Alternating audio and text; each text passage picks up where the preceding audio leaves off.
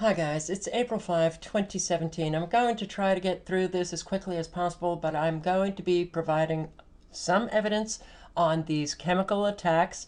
Another chemical attack apparently took place in Syria, and some evidence on who the white helmets are. But what I find fascinating is that names can change, dates can change, faces, presidents change, mainstream media reporters change, but the official false flag narratives, they never change. 2013, what did we hear from Obama, from mainstream media? Assad used chemical weapons against his own civilians, searing gas, killing his own civilians. Heinous, horrible, murderous dictator. We've got to get rid of him. All of that before an investigation actually took place, when the United Nations actually did an investigation. They found that it wasn't Assad, that it was the Syrian rebels. And interestingly, on one of those attacks that we blamed Assad for committing, it was on the day that this United Nations investigative team arrived in Syria. Assad must be really crazy. But there's an awful lot of evidence that it was, in fact, the Syrian rebels, not Assad. And I will link below to this page here on Global Research that provides an awful lot of evidence that it was the Syrian rebels, that it was the CIA that actually gave the chemical weapons to the Syrian rebels, that the CIA trained the Syrian rebels, evidence that Hillary Clinton, our Secretary of State at the time, facilitated the delivery of sarin gas from Libya to Syria. Awful lot here, pages and pages. It goes on, page. Okay, I do that just in case somebody comes across this video and thinks that what mainstream media and our presidents, what they say, is actually the truth. It's not. But we're at it again. At it again. Here it comes again. Reviving the chemical weapons lie. New US-UK calls for regime change and military attacks against Syria. That's right. Bush. Well, doesn't matter. Bush Sr., Bush Jr., Obama, Clinton, Trump. Doesn't matter. Trump, during a press conference today, what did he say? Hours after this attack, no investigation, he's right there, just like Obama, blaming Assad. It was an affront to humanity. These heinous actions by the Assad regime cannot be tolerated. This was a press conference with the King of Jordan, the King Abdullah, who did not say anything specific about the chemical attack. Perhaps it's because we have bases in Jordan where we train ISIS. Do you know that our now Secretary of State, Rex Tillerson, has been calling for interim zones of stability? Safe zones that a lot of people say are it's just another term for no-fly zone. We didn't want Hillary Clinton to be president. One of the reasons was because we knew that she would implement a no-fly zone. So let's just not use no-fly zone. Let's just call it a safe zone. Interim zones of stability. Let's partition Syria and Iraq. That's what Rex Tillerson is calling for. But, well, this chemical attack that took place yesterday in Syria apparently took place the eve before peace negotiations. So I guess that Assad didn't want any peace in Syria. He said, to hell with the peace negotiations. I just want to kill more civilians. So we have Nikki Haley, our unqualified United Nations ambassador, holding up pictures of dead children at the United Nations today. That's right. That's what we do. Every time we want to attack a country, we hold up pictures of dead children and claim that it's because of their murderous dictator, their crazy, evil dictator. So we've got to go in. Yes, Nikki Haley calling for the United States to go into Syria. Even if the United Nations won't, we're going to go into Syria. And what? Bomb Syria And while we bomb Syria, we'll kill civilians, claiming that it's a humanitarian action to save the civilians from their murderous dictator. We've been doing this in country after country after country. What did we do in Libya? Same thing. Now we're getting ready to escalate this the war in Syria. How often do we have to hear the same story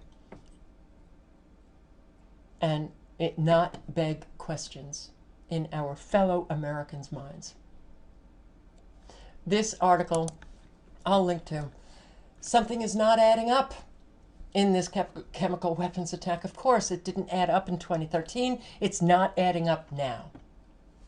What doesn't add up is that heads of state like Trump, like Netanyahu, like the High Representative of the European Union for Foreign Affairs and Security Policy, like the Amnesty International, they all come out and blame Assad just hours after this attack.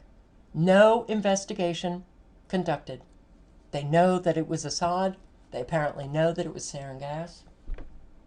And here we have the white helmets. Now, let me digress. If you don't know anything about the white helmets, they are not who mainstream media says they are. They are not who they claim to be. Who they claim to be are these big-hearted, compassionate, volunteer rescue workers made up of bakers and tailors and carpenters and painters, students.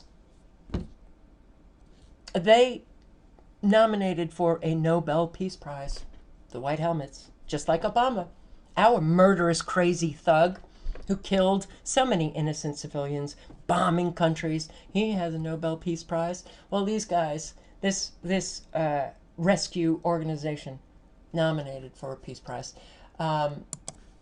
CNN had to admit that the White Helmets had staged a fake video. There's evidence that they worked with the terrorists, with the Syrian rebels.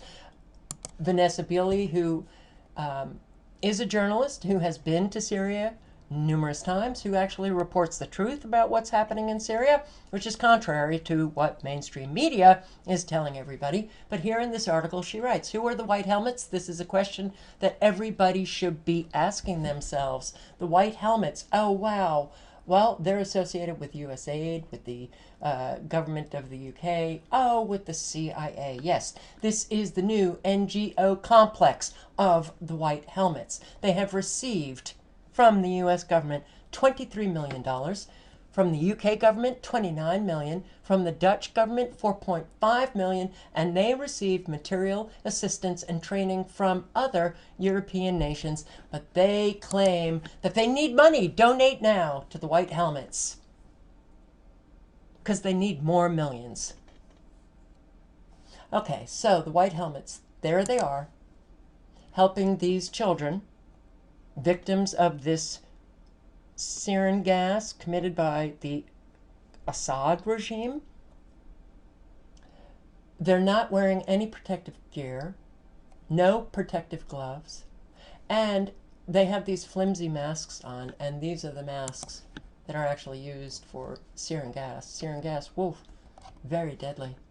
And they don't seem to need to protect themselves. And sarin gas, exposure to it, there's almost a near immediate release from the bowels, from the bladder.